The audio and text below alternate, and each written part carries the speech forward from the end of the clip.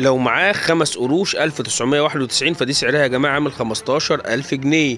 ايوه زي ما بقول لك كده سعرها عامل 15000 جنيه. لو معاك شيلن 1991 فدي سعره يا جماعه عامل 15000 جنيه. بس محدش يجي لي جوه الفيديو يا جماعه ويقول لي انا معايا 5 قروش 1992 ملهاش اي لازمه، او حد يجي لي جوه الفيديو يقول لي انا معايا 5 قروش 2004 ملهاش اي لازمه، او 2008. دي كلها عملات ملهاش اي لازمه وموجوده معانا كلنا في بيوتنا ومتداوله وموجوده كلها في السوق المصري وملهاش اي قيمه. العمله المطلوبه 5 قروش 1991 91. نركز على التاريخ ده. بس قبل ما اقول لك ليه سعرها عامل 15000 جنيه وايه المواصفات اللي فيها اللي خلتها بالسعر ده، بطلب منك رجاء يا جماعه اعملوا لنا اشتراك في القناه وفعلوا زر الجرس عشان يوصل لك كل جديد وجديد، واجيب لكم جميع انواع العملات النادره والشحيحه، واقول لكم كمان على 4 اماكن تبيعوا فيها العمله. اما لو انتم بتشوفونا على الفيسبوك فتعملوا لنا لايك وشير ومتابعه، اما لو انتم بتشوفونا على التيك توك فتعملوا لنا اعجاب واشتراك وتخش على قناتنا على اليوتيوب من التيك توك وتفعل زر الجرس عشان يوصل لك كل جديد وجديد. ويلا بينا نخش جوه الفيديو.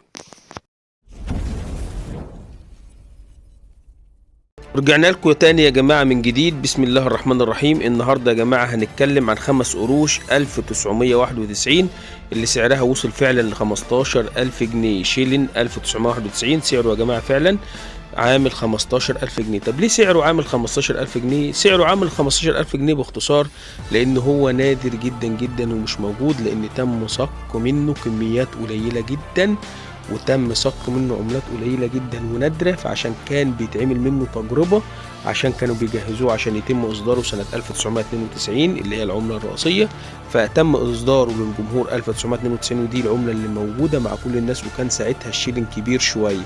وبعدها تم إصدار منه مجموعة كبيرة جدا برضو 2004 و2008. ولكن العملة اللي موجودة 1991 ديت لها بعض المواصفات اللي موجودة فيها. ايه هي؟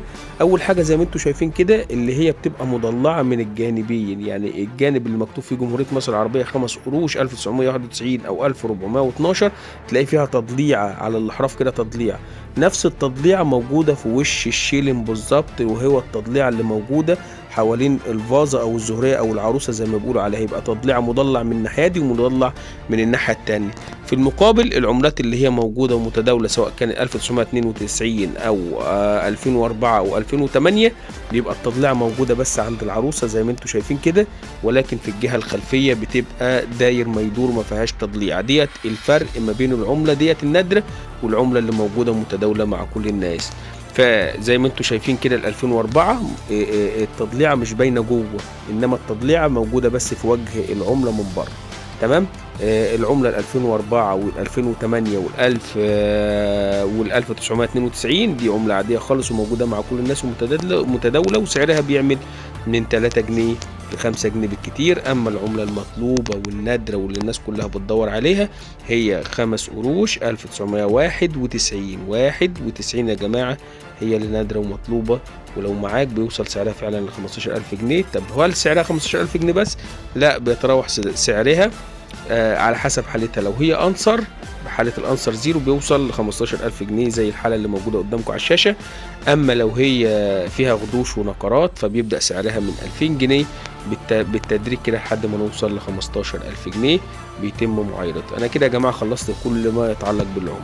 طيب ابيع العملة دي فين؟ تبيعها من خلال 4 اماكن، يا اما تبيعها في الاسواق الحرة اللي موجودة عندنا في سوق الجمعة، او موجوده اللي هي في وسط البلد، او موجوده في اسكندريه في سوق ميامي جنب كافيه صيام، والعناوين بالظبط موجوده في الرابط اسفل الفيديو. لذلك بطلب منكم انكم تشتركوا في القناه وتفعلوا زر الجرس عشان يوصل لكم كل جديد. طب ابيعها فين تاني؟